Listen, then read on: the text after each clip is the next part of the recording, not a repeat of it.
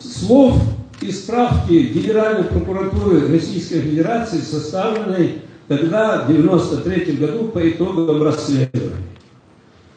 Они говорят так. Официально признано, что вооруженный конфликт начался утром 31 октября 1992 года, когда группа вооруженных лиц ингушской национальности напала на КПП-25 в селении Чермен, Северо-Российской ССР. Сам Дуцин, что он говорил, головой.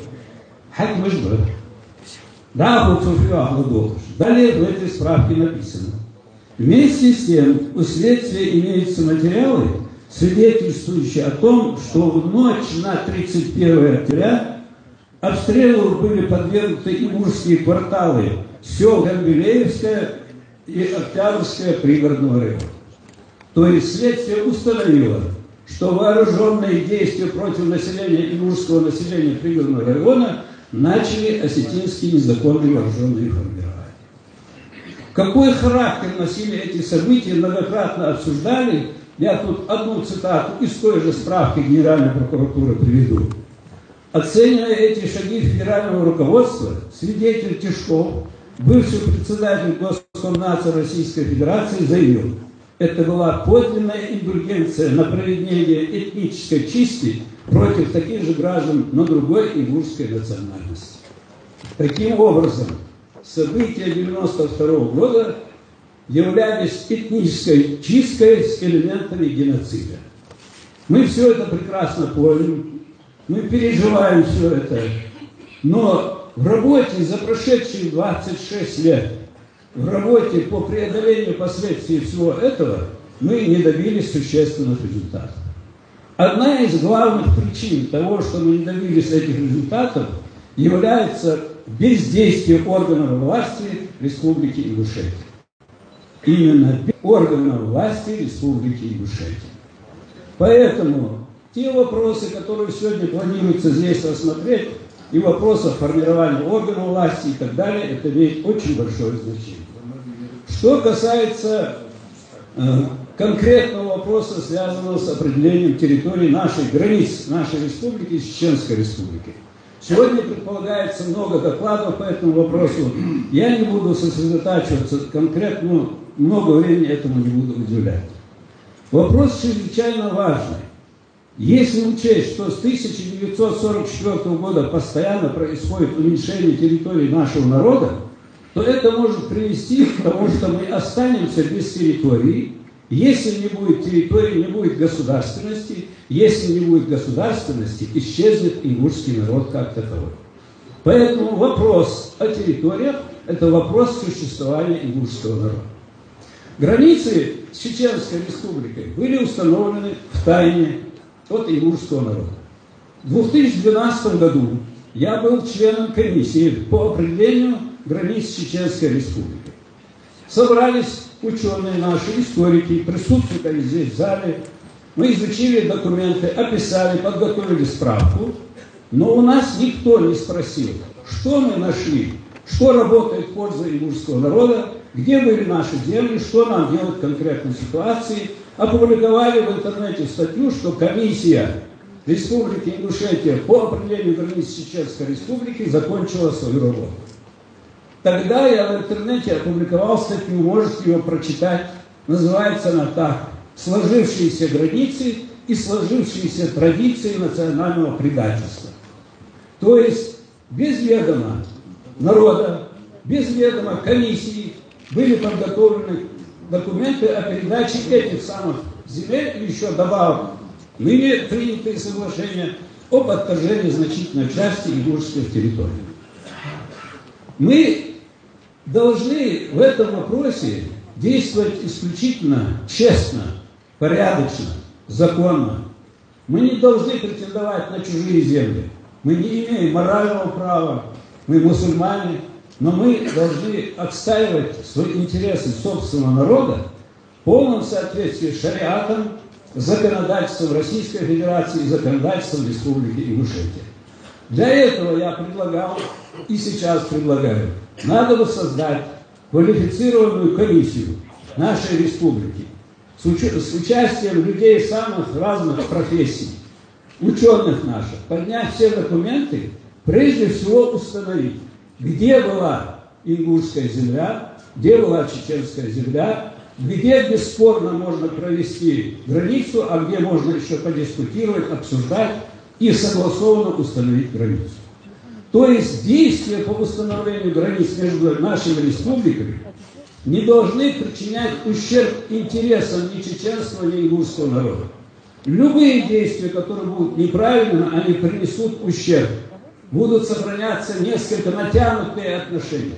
Люди будут видеть, что мы справедливы в чем, несправедливы в чем-то. Поэтому вопрос установления границ одновременно является вопросом, какие отношения будут складываться между нашими народами. Поэтому я бы призвал всех не говорить ничего неприличного в адрес ни чеченского народа, ни отдельных его должностных лиц. Мы этим самым, если говорим такие слова, причиняем ущерб собственному народу. У нас многое кипит в душе. Это справедливо кипит, это так должно быть у нормальных людей. Но то, что мы говорим, должно приносить пользу нашему народу. Поэтому я призываю сохранять спокойствие и делать все так, чтобы без осложнений ситуации защитить интересы своего народа. Есть ли у нас шансы? Конечно, есть. Дорогие девушки, нагасана, вы хабиш бог, бибизишь бар грамотно хабой, делать воевал поступа. Дальше ахту баху. Еще пару вопросов, которые я хотел бы здесь затронуть. Это вопрос с нашей безработицей. Свое выступление я излагаю так примерно. О некоторых в общем, обстоятельствах необходимых, о некоторых условиях, необходимых для создания нормальных условий сохранения и возрождения ингушского народа. По территории мы говорили, вот два еще момента. Это вопрос безработицы. Мы сегодня в нашей республике самый высокий уровень безработицы из субъектов Российской Федерации. Произошло это в связи с тем, что в годы советской власти, годы плановой экономики, в нашей республике соответствующие объекты, где бы могли работать люди, не строились. Сегодня другая ситуация. И когда составляются планы социально-экономического развития нашей республики, нашим властям, нашей общественности очень интенсивно работать нужно федеральным органам власти для того, чтобы с учетом условий, которые есть в нашей республике, нам выделялись деньги гораздо больше в процентном отношении, чем другим субъектам нашей страны. И теперь вопрос, и один из главных вопросов. Мы говорим о границах, мы говорим о безработице. Эти вопросы должны решать органы власти. Прежде всего органы власти, общественность это во вторую очередь. И от того, кто будет возглавлять органы власти нашей республики, зависит успех решения тех двух вопросов, о которых я говорю. Как известно, в настоящее время в республике Ингушетия действует законодательство, которое не позволяет нам избирать ни главу республики, ни депутатов Народного собрания, ни мэров городов, районов, ни депутатов муниципальных образований. И это законодательство сохраняется вопреки тому, что в Федеральном законе об основных гарантиях избирательных прав записана статья 34, что граждане имеют право на самовыдвижение. То есть нашим республиканским законодательством грубо нарушается федеральное законодательство, при этом прокуратура наша, республиканская прокуратура, молчит. Вот наша задача добиться того, чтобы народ избирал своего главу, народ избирал депутатов Народного собрания и, естественно, всех остальных должностных, которые избираются в муниципальных образованиях. Если мы этого добьемся, я уверен, что вот таким вот собранием, как сегодня, мы будем высказывать свои предложения нашему руководству, оно, избранное народом, будет слушаться и будет выполнять желания, пожелания, требования собственного народа. Дальше эху бахунгой, да, варкаца голой, зима, да,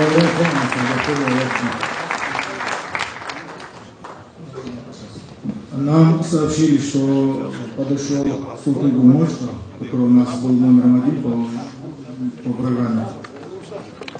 Здесь он.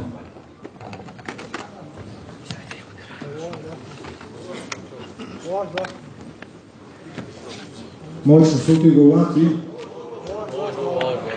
Тогда слово предоставляется Мойша Султыгу. Следующий согласно подготовиться Чебурзию Мубараху. И хотел бы, вот пока поднимается Мойша Султыгу, сделать объявление. У нас предусмотрены в программе выступления, те, которые заранее заявили о своих выступлениях, мы их указали.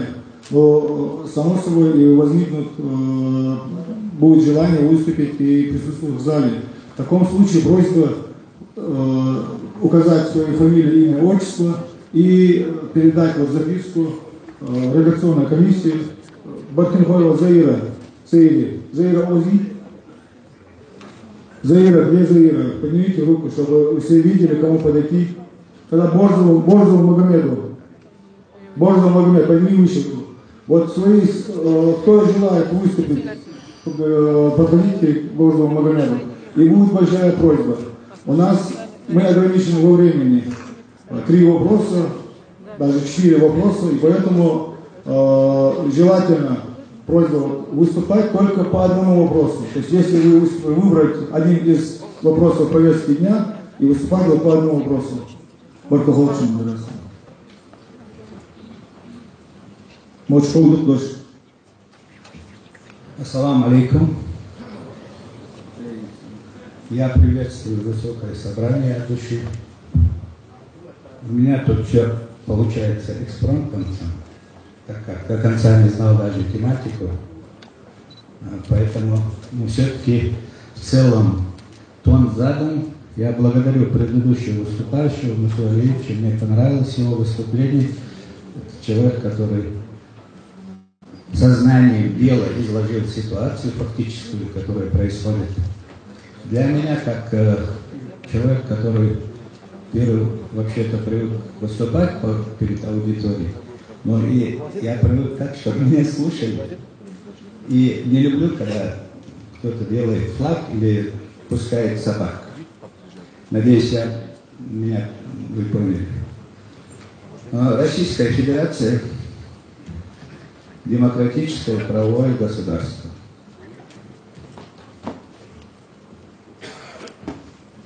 Она состоит из ее территории. Это всем понятно. То есть субъектов Российской Федерации. Еще лучше.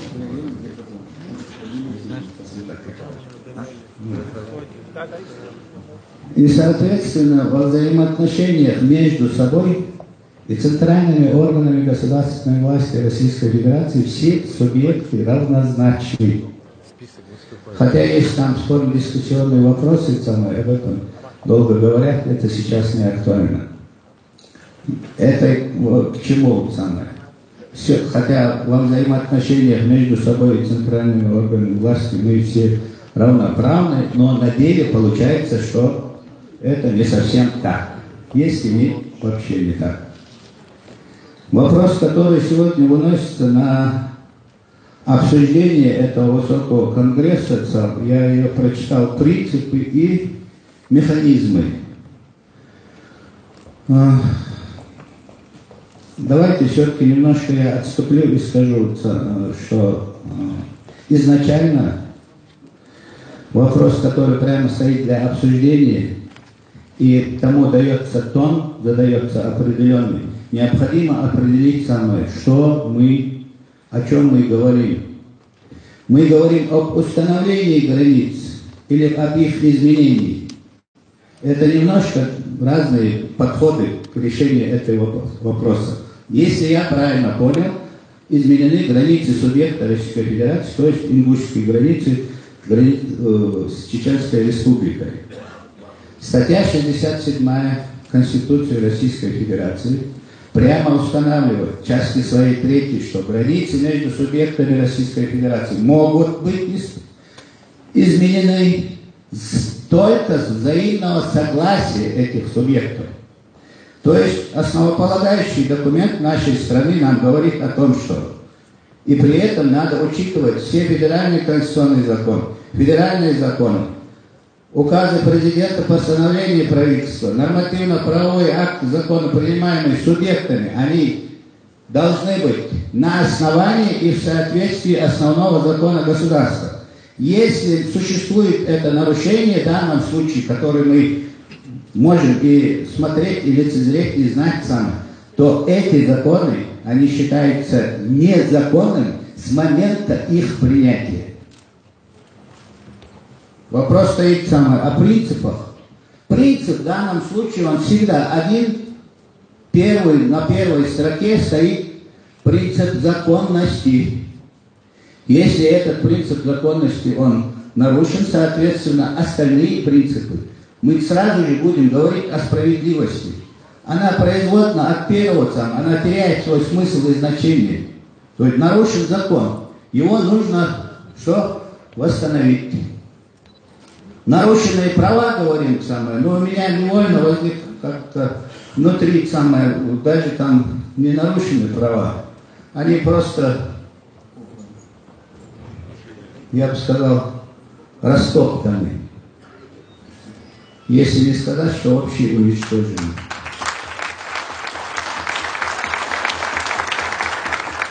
Видя вот все это и слушая то, что сказали, я первый раз выступаю в своей родной республике. И меня внутренняя гордость, во-первых, переполняет. Хотя бы сейчас, хотя на всех уровнях между собой мы всегда об этом говорим. И если бы вот эти люди, которые сегодня взяли, вышли и сказали «хватит», если бы они были там, а я это тоже помню, когда устраивался под эгидой Ингушского съезда, прошу прощения, заячий спектакль, вот этого сегодня не было, если тогда сказали. Если тогда нашли бы себе мужество и сказать что вот это не пройдет, здесь практически на территории Республики Ингушетия 98-99 по разным оценкам населяют этнические ингуши, чеченцы, другие. Но мононациональная республика, она признается по определению. И как можно украсть у каждого человека, забрать его голос, присвоить его себе и распоряжаться, как я хочу, я этого не понимаю, и участвовать в этом я не хочу. Ни сейчас, ни потом. Следующее, я прошу прощения, немножко у меня тоже накипело это самое, но все-таки по существу. Те вопросы, которые обозначены принципы, они нарушены. Их необходимо восстановить. И иншаллах дал эту вахту восстановить. Ничего лишнего здесь очень хорошо было сказано. Чужого не надо но и наши, пожалуйста, не трогайте. Если с таким успехом мы будем дальше двигаться, нам надо будет не надо будет нам ни общественного транспорта, ни личного транспорта, если хотите, ни велосипедов. Мы разгонимся и уткнемся в соседа. Бегом причем. Этого допустить ни в коем случае нельзя. Ни в коем случае нельзя. То, что касается механизмов, если мы будем обсуждать механизм, они определены знают, есть законы, есть подзаконные акты, которые регулируют эти отношения. Есть комиссии, которые якобы были созданы, но их опять же не было. Есть парламент, великому моему сожалению, не буду я говорить, но хорошо хоть сейчас проснулись, в конце концов. Если это представительный орган, избираемый народом, он же его волю передает. Всему остальному миру, где это ничего не видно, к сожалению, не видно. Но вместе с тем, механизм нам сегодня, кстати, новый, на мой взгляд, это субъективное мое мнение, нам определили новый механизм, когда два человека встретились, один взял на себя ответственность, другую смелость, решил, как они хотели, выпили чай, посмеялись и разошлись. Ну это что, цирк, что ли? Цирк-то зачем устраивать? Все абсолютно, все прописано.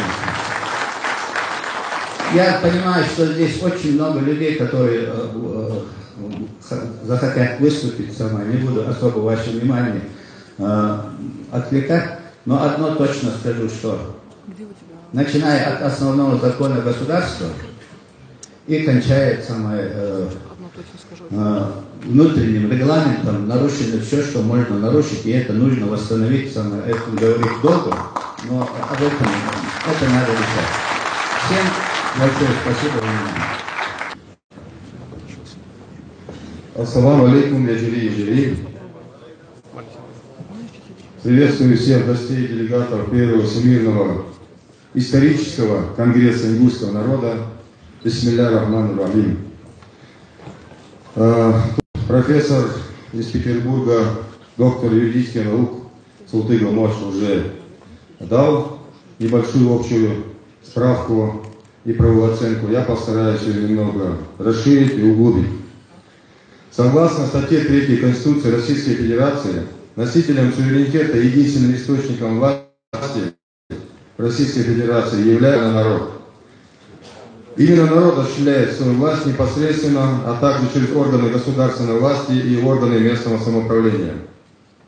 Надеюсь, что с этого момента этот общественный институт народных представителей станет традиционной и составной частью структуры управления нашей республикой. Уверен, что ингушский народ покажет достойный пример граждан России, как должны реализовываться статьи Конституции Российской Федерации на практике политической жизни страны. Перейду непосредственно к предмету нашей сегодняшней встречи.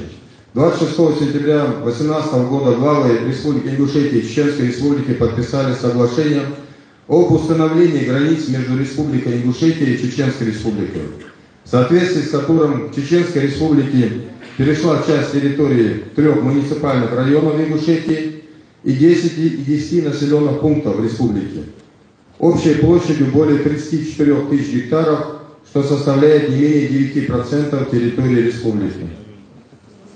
4 октября это соглашение было утверждено региональными законами и органами обеих республик. Ингушский комитет национального единства, членом которого я являюсь, считает действия руководства обеих республик по заключению соглашения незаконными, так как они не имеют под собой ни исторических, ни политических, ни экономических, ни демографических причин. Сам процесс подготовки, подписания соглашения проведены с существенными нарушениями федерального и регионального законодательства по следующим основаниям. 2 апреля 2008 года правительством Чеченской Республики письмом номер 376/02 в адрес правительства Республики Ингушетия был направлен для согласования проект схемы территориального планирования Чеченской Республики, предусматривающий размежевание территорий двух республик по фактически сложившейся границе.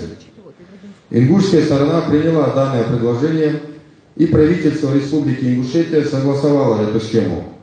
После этого была проведена процедура законодательного закрепления согласованной сторонами позиции.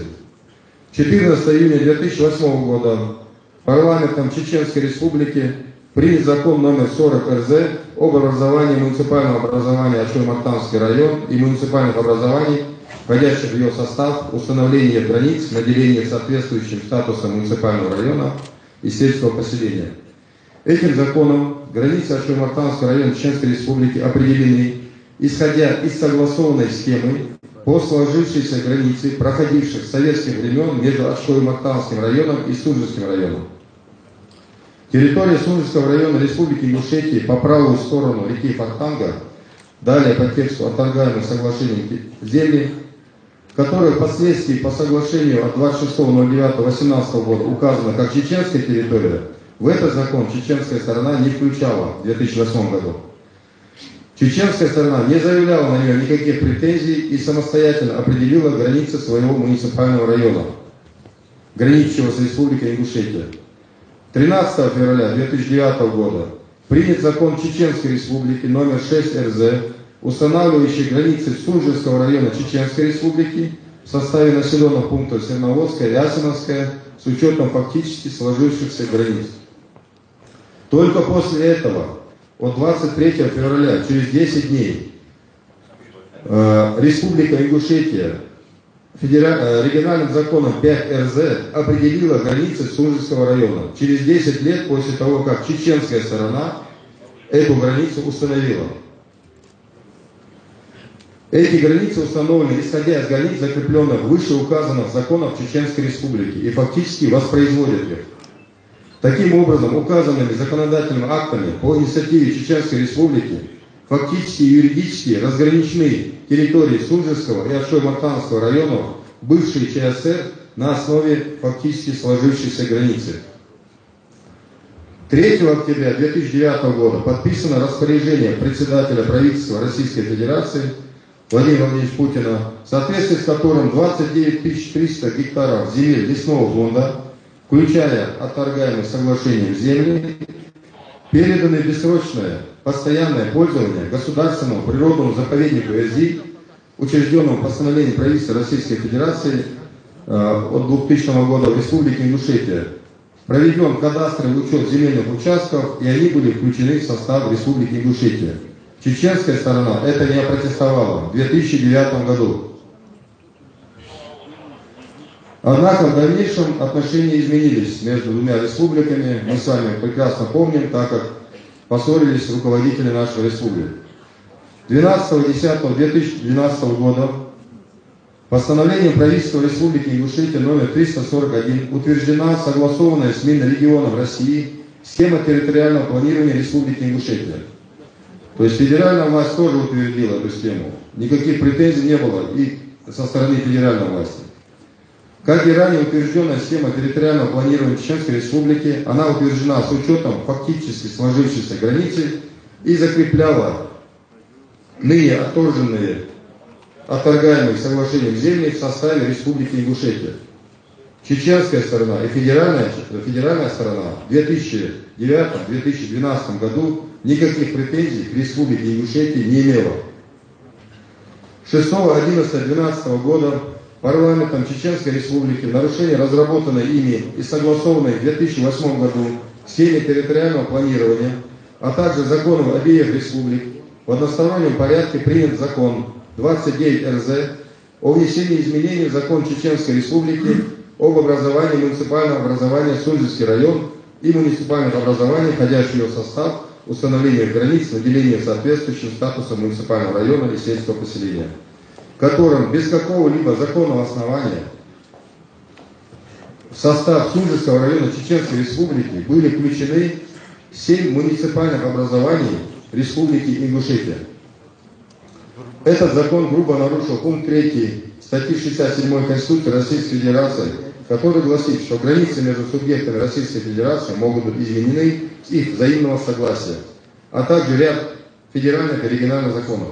Своими действиями руководство Чеченской Республики создало опасный прецедент, который привел к напряженности в межнациональных отношениях между республиками.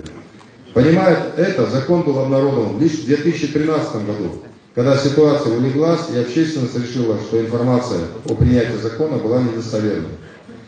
Народное собрание Республики Ингушетия обратилось в Генеральную прокуратуру с просьбой разобраться с этим вопросом и принять меры реагирования, направленные на отмену данного закона.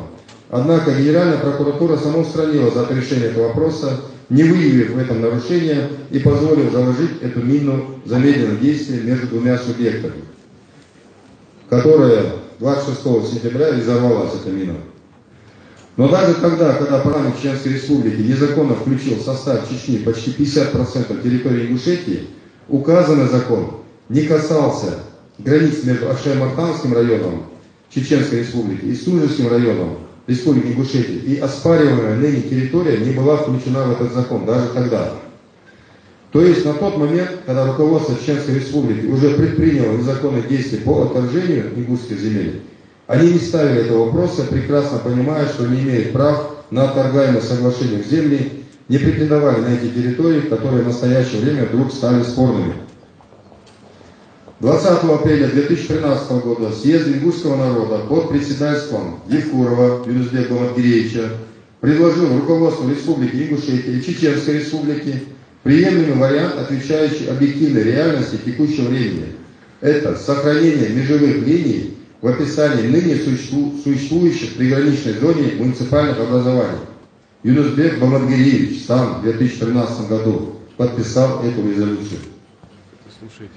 6.07.2018 года был принят закон Чеченской Республики номер 33 РЗ, о внесении изменений в закон номер 40 РЗ, которым в одностороннем порядке без согласования с Республикой Ингушетия в границы Акшой-Мартанского района было включено несколько тысяч гектаров на юге Сунжинского района Ингушетии.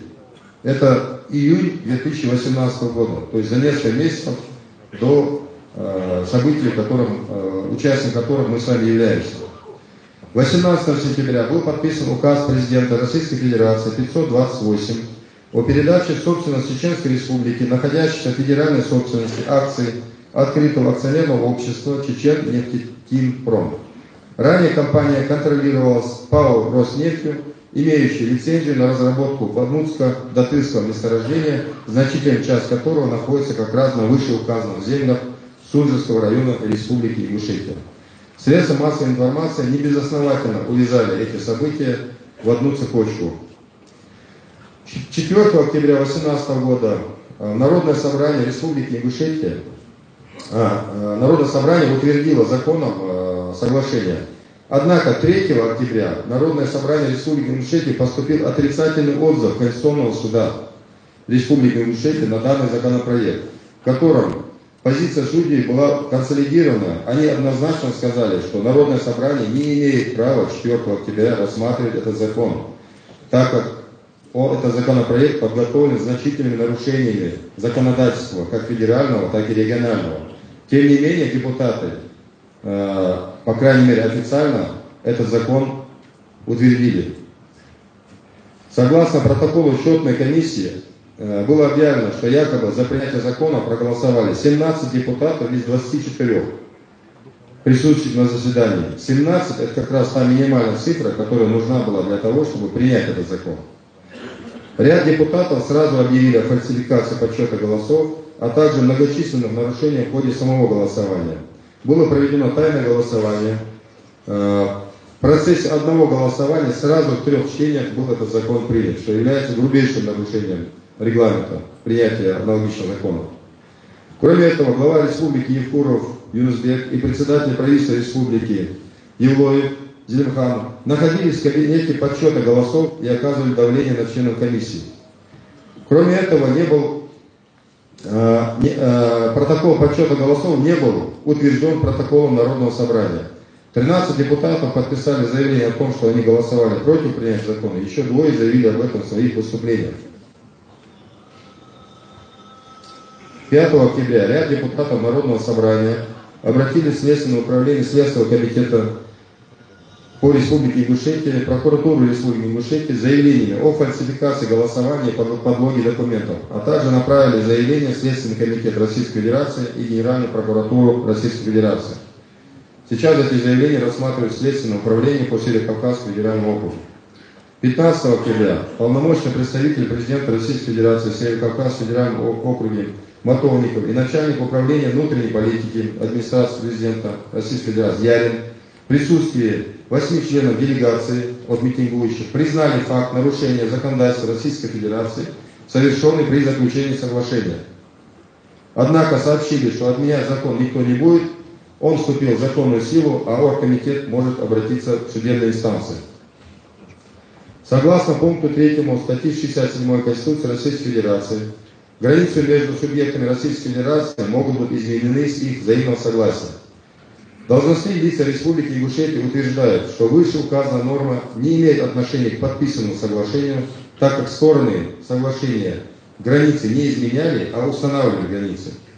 Между тем, в современном российском законодательстве отсутствуют нормы, устанавливающие границы между субъектами Российской Федерации. Есть только нормы закона, которые регулируют изменение границ между субъектами Российской Федерации.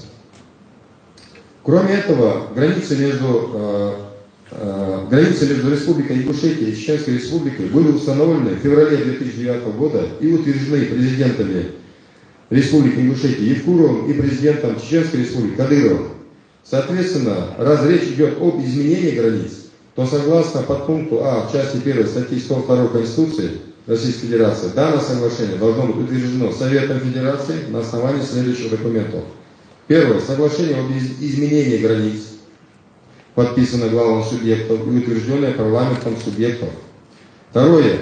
пояснительная записка, содержащая обоснование целесообразности изменения границ между субъектами Российской Федерации, сведения о соответствующих территориях, перечень расположенных на них административно-территориальных и муниципальных образований, копия документов о результатах выявленного в соответствии с законодательством Российской Федерации мнения населения, то есть о референдуме, проживающего на соответствующих территориях по данному вопросу. Третье. Карта местности с нанесенными на нее линией границы между субъектами действующей и предполагаемой линией границы между ними. Утверждение этого соглашения парламентами обоих республик.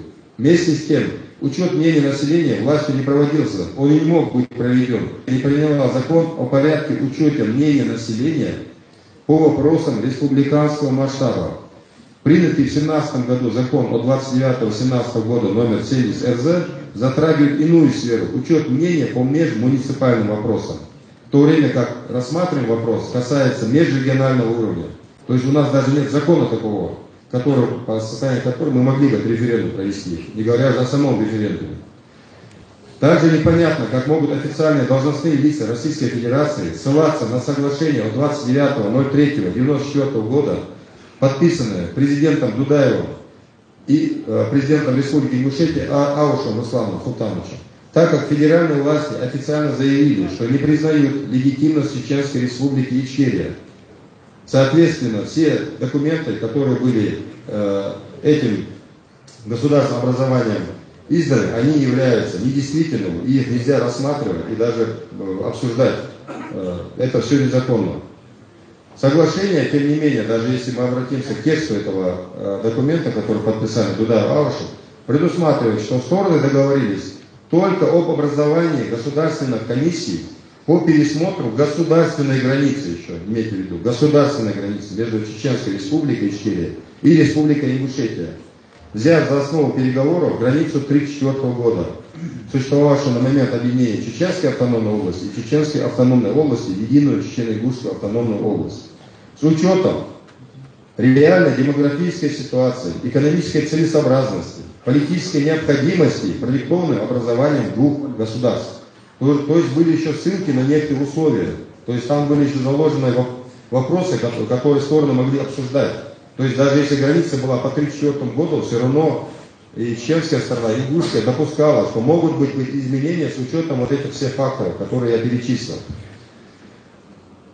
Как видно из текста этого соглашения, не было даже речи об установлении границ.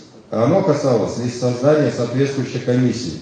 Тем не менее, сегодня главы обеих республик делают неуклюжую попытку снять с себя ответственность и переложить ее на Руслана Аушева и на покойного Дудаева.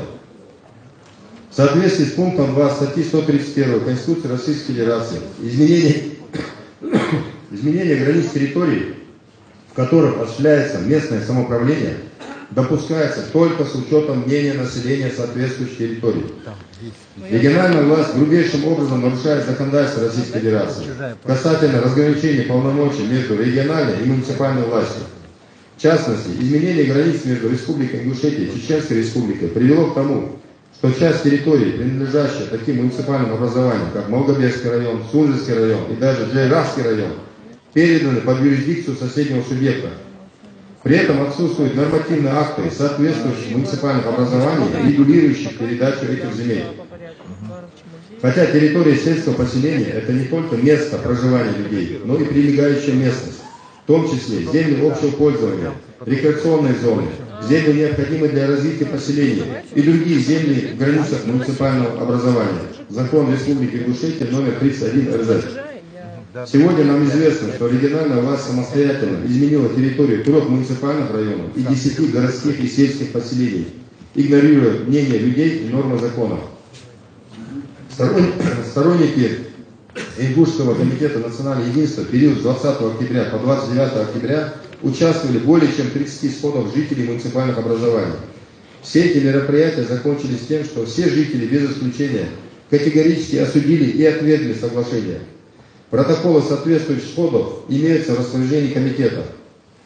В соответствии с статьей 3 Закона Республики Ингушетия о референдуме Республики Ингушетия на референдум в обязательном порядке выносятся следующие вопросы: об изменении статуса республики, о наименовании республики, ее разделении или ее объединении с другими субъектами, изменение ее территории или границ соответствует законодательствам Российской Федерации. Эта норма закона также была проигнорирована региональными властями.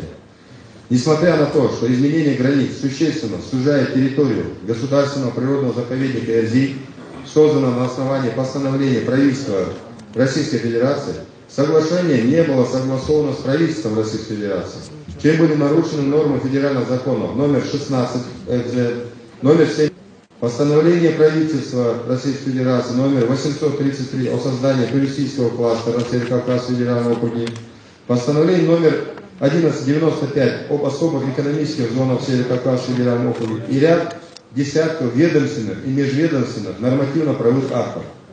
Если резюмировать перечень нарушений, допущенных региональной властью в Ингушетии, можно уверенно констатировать следующее.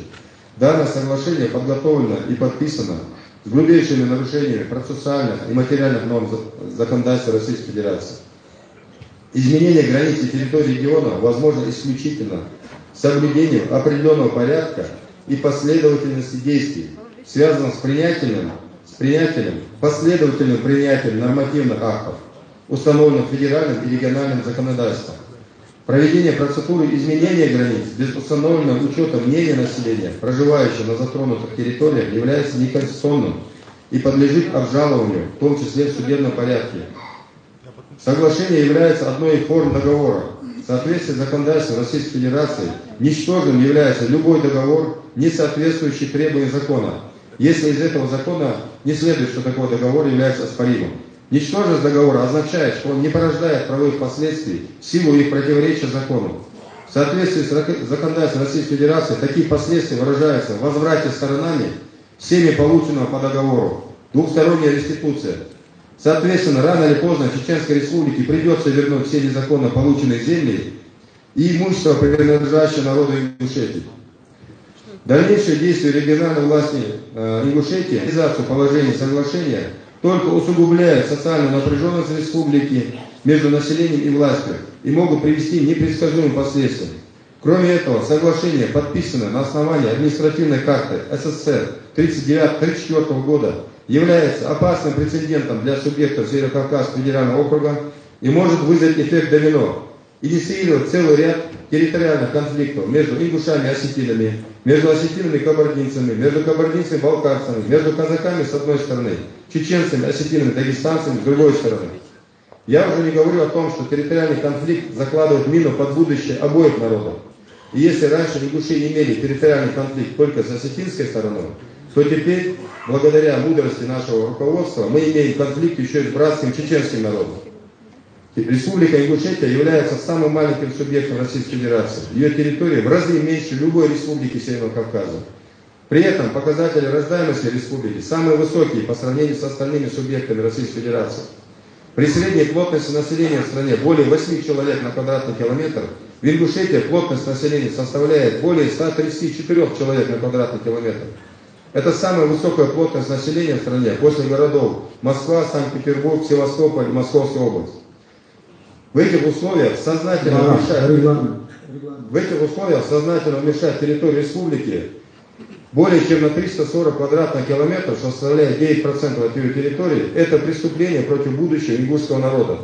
Жители и так страдают от малоземелья. Вся республика покрыта населенными пунктами, которые из-за отсутствия возможности развития продолжают расширяться за счет плодородных земель, предназначенных для ведения сельского хозяйства.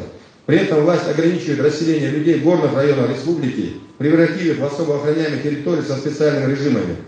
По оценкам экспертов, в ближайшей перспективе в пределах 25-30 лет численность населения Ингушетии составит не менее 1 миллиона человек. Где они будут все жить, если мы с таким рвением будем сегодня раздавать наши земли направо и налево?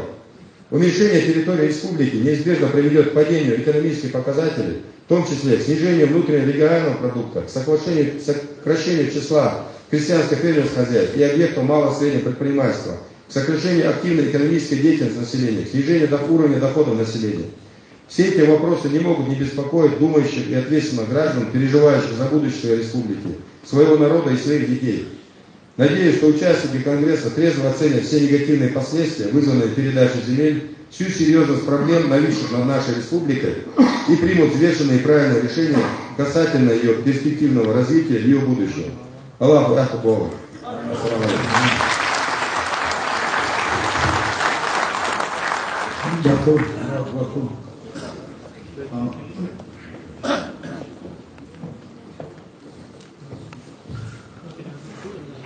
Уважаемые делегаты, уважаемые гости, к нам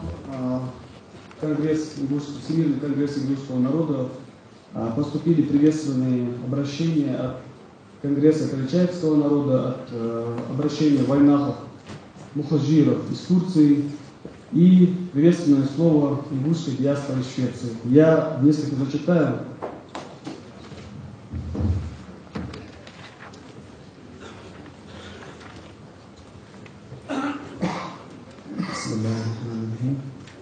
Приветственное слово в адрес ингушского народа от Конгресса карачаевского народа. Председателю Ингушского комитета национального единства Мусе Майсаду. Конгресс карачаевского народа приветствует делегатов Всемирного конгресса ингушского народа. Искренне желаем успехов и плодотворной работы, а также выражаем убежденность, что древний ингушский народ, славившийся своими обычаями и богатой культурой, проявит присущую ему мудрость отстаивания интересов своего народа. Надеемся, что органы всех ветвей власти Ингушетии и Федерального центра приведут свои действия в соответствии с действующим законодательством, которое гласит о верховенстве закона в решении любого рода вопросов внутри федеративного государства. Ведь все мы помним неумолимые уроки истории, когда государства стирались с карты мира, когда грубо побирались правовые основы государственного устройства. Выражаем уверенность на цивилизованное, объективное и правовое решение возникшей коллизии. Председатель Кады Халкечев.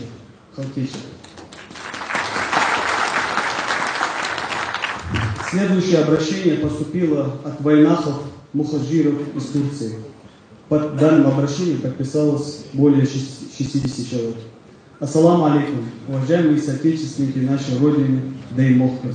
Мы приветствуем вас с искренней любовью и уважением.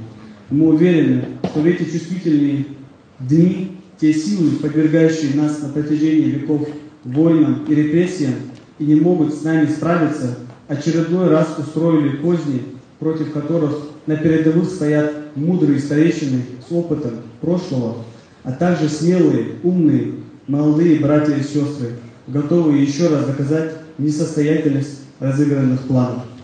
Мы, ваши братья из Турции, также уверены в том, что за соглашением о межевании границ кроется разделение нашего народа. Однако усердием старшего и младшего поколения Деймохка смогут обойти данные манипуляции, направив эти задумки в обратное русло и тем самым укрепляя наше единство и целостность. Мы решительно отвергаем договор о границе, хотя знаем, что никакая сила не может установить границу между нашими сердцами.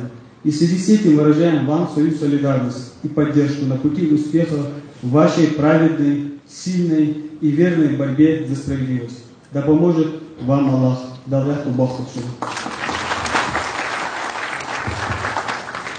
Следующее приветственное слово поступило от ингушской диаспоры в Швеции. Ассаламу алейкум, салам вашу душуга кахамсары вежри вежри.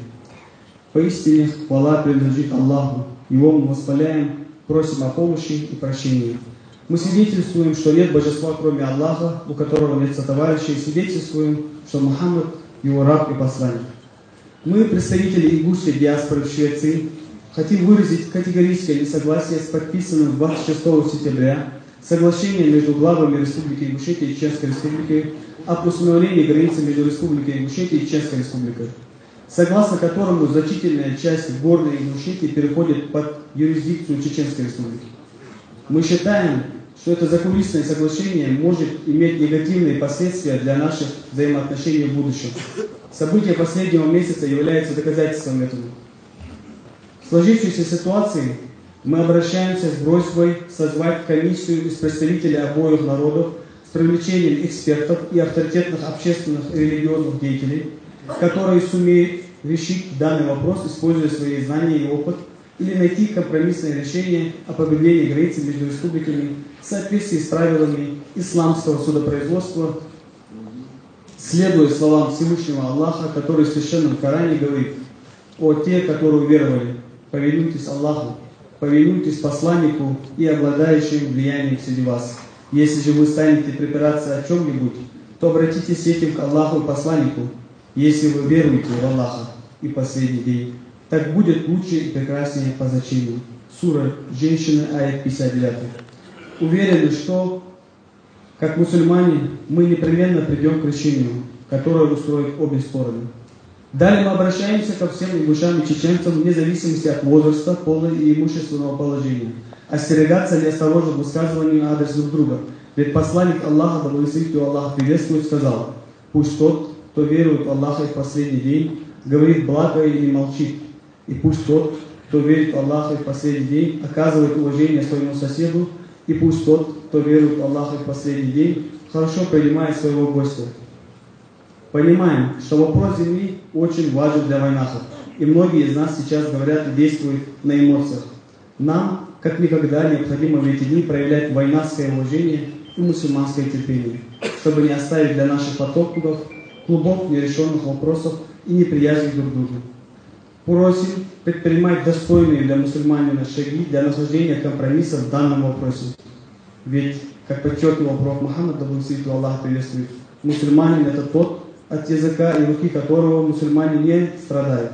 Дал бахца болбы, дал дикич хаманты ахты болбы, дал нид болбы, юх ажатиш, нисачу оара яхамы данисади. Ассаламу алейкум, Революционный комитет ингушской диаспоры Швеции, Теханчи.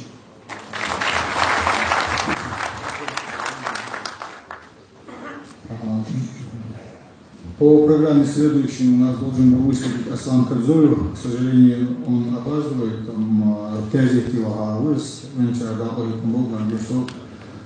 Если он подойдет, то есть мы ему предоставим слово чуть попозже.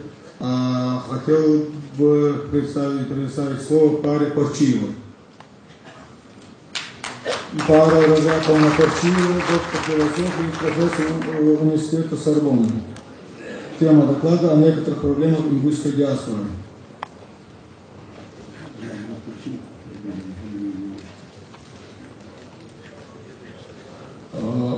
Прошу придерживаться регламента. И у нас очень много поступает желание выступить, поэтому мы должны уложиться в регламент.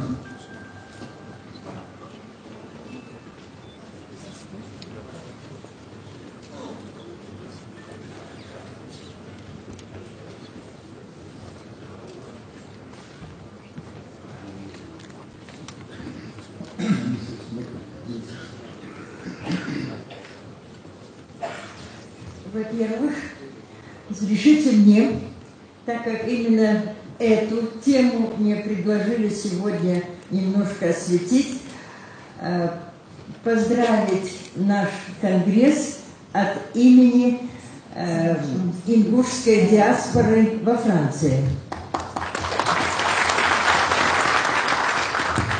Но прежде чем приступить к этой теме, все-таки я вернусь к началу нашего сегодняшнего конгресса.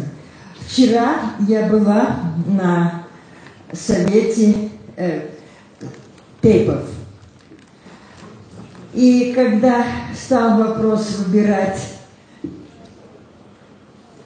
ведущих людей или комитет, кто-то предложил выбрать Народный совет. Я вмешалась.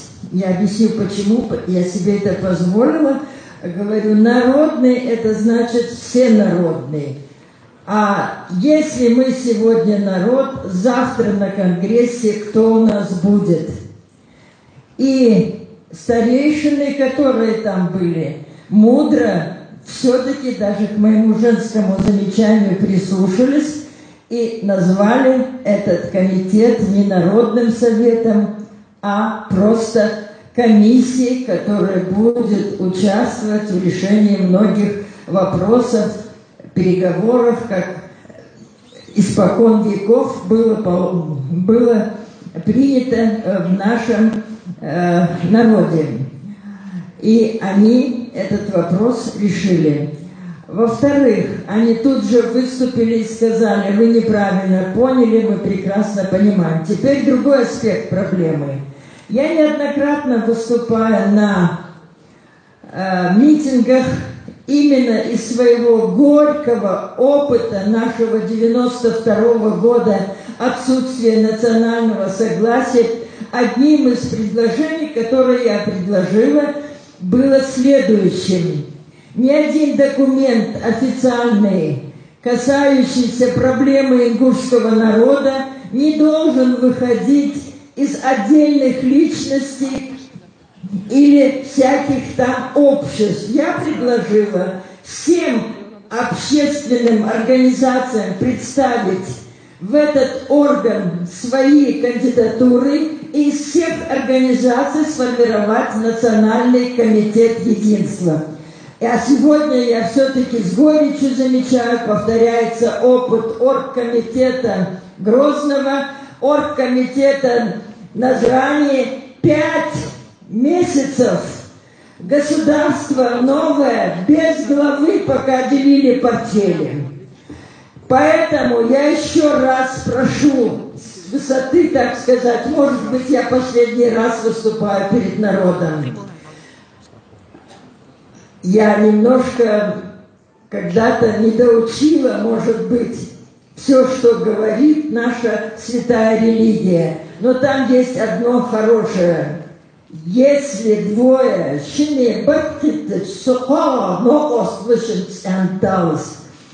Поэтому первое, что нам нужно, это единство. И только единство. И сегодняшний наметившийся конфликт кто-то может очень нехорошо использовать. Может быть, у него есть подспудные течения. Поэтому я предлагаю, чтобы туда вошли молодые, и много молодых, потому что жизнь впереди у молодых, и им завоевывать, им строить эту республику. А теперь я вам приведу маленькую притчу, с вашего позволения. Все-таки она мне очень понравилась, вот как решить этот вопрос. Потому что иногда просто от святого дела люди от хорошего иногда хотят каждый сказать, что это он сделал, но это ошибка. Вот как решил в этой притче Мухаммед, пророк, подобную ситуацию. Когда Мухаммеду исполнилось 35 лет, случилось так, что стены Каабы сильно пострадали от селия. А до этого в храме произошел пожар, и пришлось строить здание заново. Когда дело дошло до возвращения черного камня из главного предмета поклонения в Каабе, символ могущества Аллаха, все старейшины племен выразили желание взять на себя осуществление этой почетной обязанности, из-за чего между ними разгорелись ожесточенные споры. Решение предложил один из старейших, и он предложил, чтобы спор рассудил первый из тех, кто войдет в храм через его ворота. Выслушав его, все согласились с ним, и решение было принято. Первым вошедшим в Каабу после заключения между ними этой договоренности оказался пророк Мухаммед. Когда он приблизился к ним, и они рассказали ему, в чем суть дела, он взял плащ и положил на него черный камень, после чего велел взяться за края плаща всем присутствующим и поднять его. Когда черный камень принесли обратно, Мухаммед собственноручно установил его на место, что и стало тем самым разумным решением, с которым согласились все. Всем вместе за этот плащ, за нашу проблему, я думаю, что мы со всеми, все остальное у нас есть. Может быть, даже наши разногласия иногда от избытка и ума. Например, француз, один из писателей, говоря о французской национальности, и его географическом положении сказал: французская, вместо того, чтобы сказать населена, французская нация населена, Франция населена 48, Франция населена 48, Франция разделена 48 миллионами людей. А теперь я перейду в нескольких словах только к диаспоре. Во-первых, у нас как таковой, мы все знаете, что диаспора – это термин, восходящий к древнегреческому, обозначал рассеивание людей по миру, а потом стал обозначать людей, рассеявшихся. Но чтобы не отнимать много времени, я приведу только здесь несколько интересных фактов, которые я обнаружила, когда захотела сделать маленький экскурс во все волны, как принято говорить, диаспор за границей. Вот когда разгорелась Чеченская война, потомок Тапы Чермоевой и Пара Парчиева организовали срочно комитет СОС Чечня и объезжали всю Францию. Но первым человеком, откликнувшимся на нашу просьбу, был внук человека, который воевал в сирийском полку, и Франция наградила его отечеством. Мы у него спросили: ты кто по национальности, чеченец или ингуш? Он на нас удивленно посмотрел и сказал: а я не знаю, мы тогда это не разделяли. Далее, если взять первую волну чеченскую, то есть ингушскую, ее нет отдельно. Мы все помним и знаем, как великий чеченский писатель Абузар Айдамиров документально обосновал и изложил очень подробно, как Осетин Кундухов подставил ловушку чеченскому народу, получая от царской власти награды поголовно за каждую семью, которую он обрек на погибель.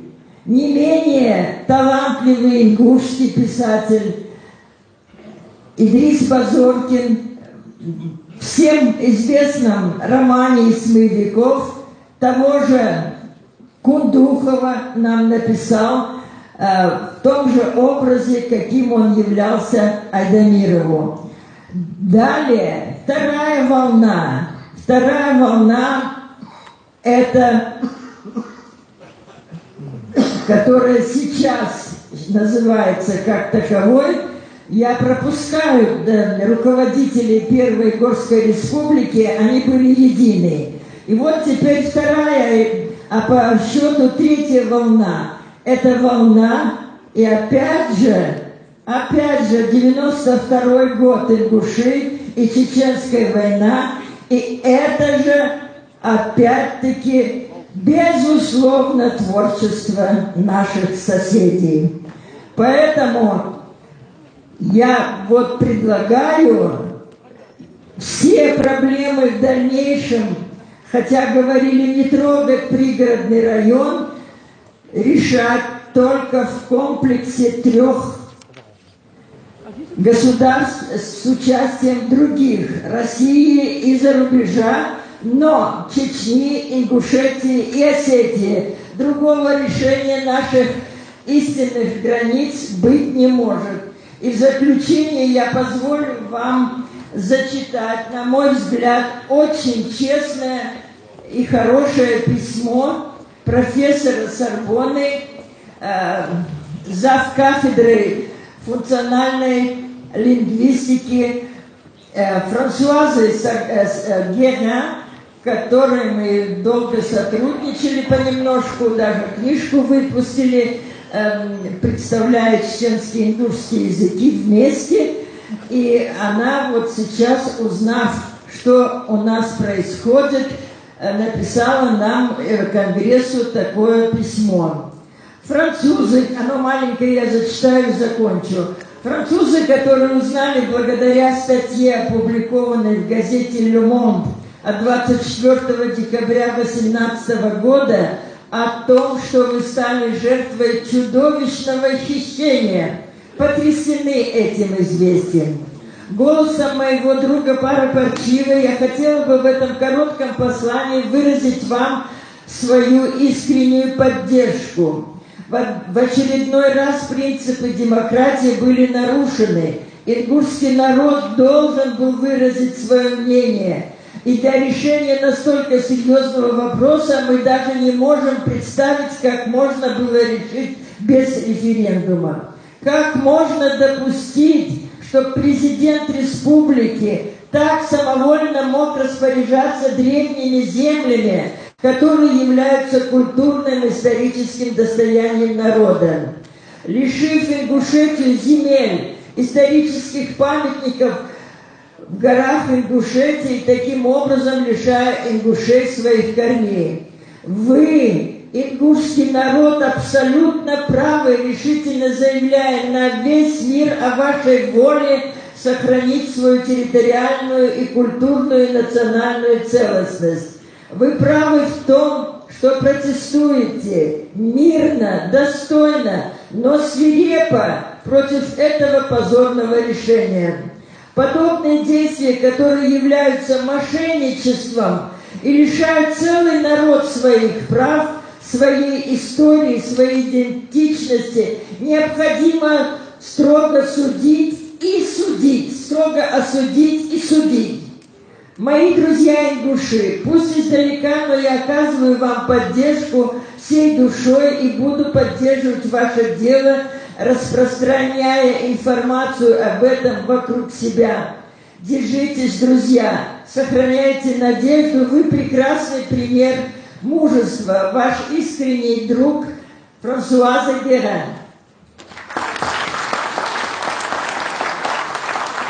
Я думаю, что у меня много бумаг, которые прислали мне наша диаспора.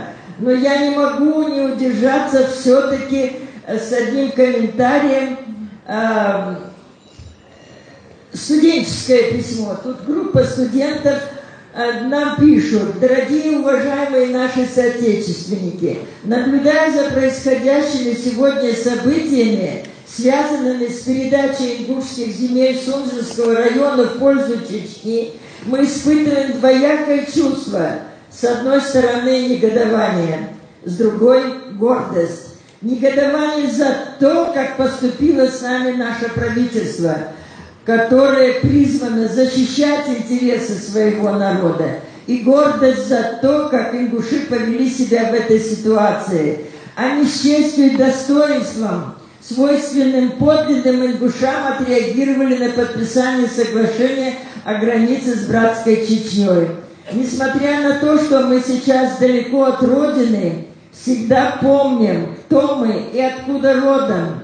И уже в скором будущем надеемся, что мы сможем принести пользу своей республике, трудясь во благо ее процветания. Все наши думы с вами, и мы искренне сопереживаем и желаем участникам Всемирного конгресса ингушского народа успехов в ее работе. С помощью Всевышнего уверены, что все получится. От лица студентов, проживающих во Франции, Мальсагов М.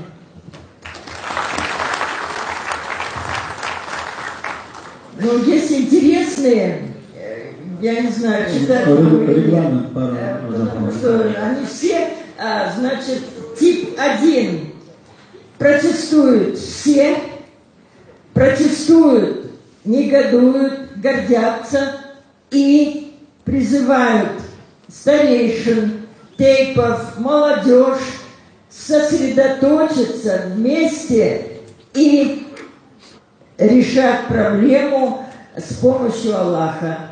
Да,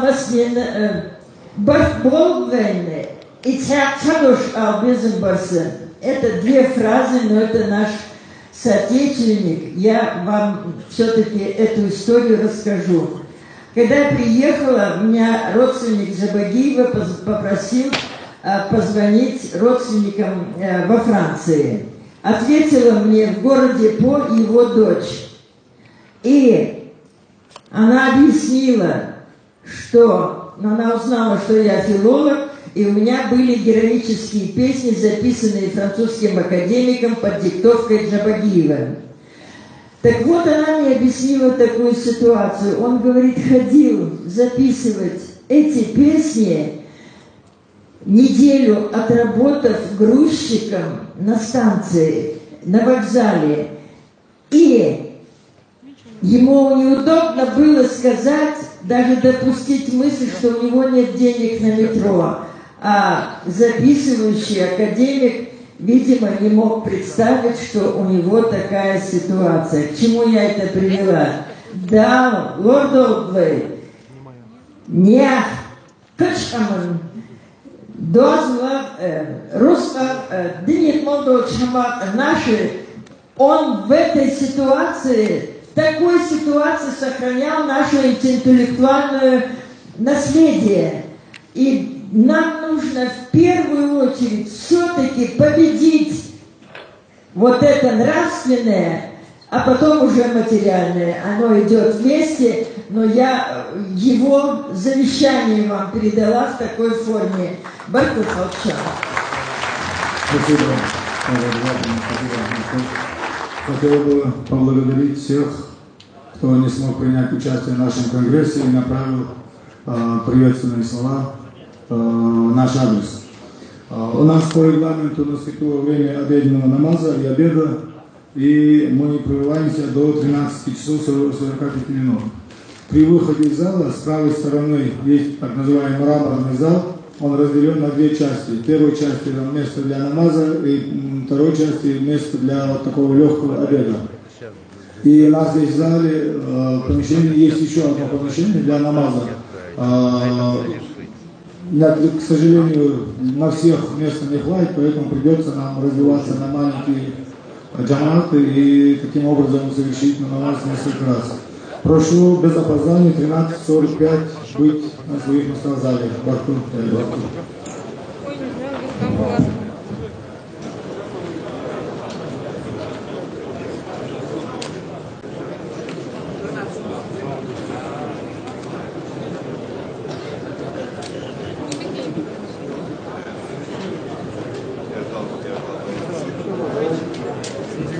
Yeah, I did.